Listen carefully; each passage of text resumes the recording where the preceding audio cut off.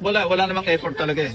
Not, Mm-mm. not insistence. Walang effort na makipag-usap na baka pwedeng tawagin. Pero Wala. in-offer niya na, sir, di ba? In-offer ko na yan. Kumbaga sir, kung makikipag-usap sana sa inyo, you're willing to meet with Yeah, Attorney because Baligod. I should really clarify muna. Ano ba ito sinasabi niyo? Parang do the math. Ano? Tingnan natin kung physically possible, no? Logistically possible, edi pag-usapan natin at iisa lang natin. Ayoko lang iwasan ko yung mag-hearing ka, mauwi lang sa contempt. Alam mo, wala mo kami lugar dito. 18 yung ikukulong mo. Tingnan nyo to sila Lacson, no? Bupuls talaga. Puta, ayaw niyang imbestigahan.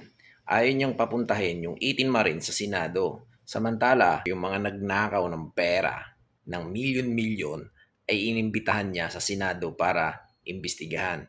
Pero itong mga Marines na nagdala ng pera, na nag-deliver ng pera sa bahay ng mga politiko, bahay ni Martin, bahay ni BBM, ay ayaw niyang imbestigahan at ayaw niyang papuntahin sa Senado dahil madadawit ang pangalan niya rito.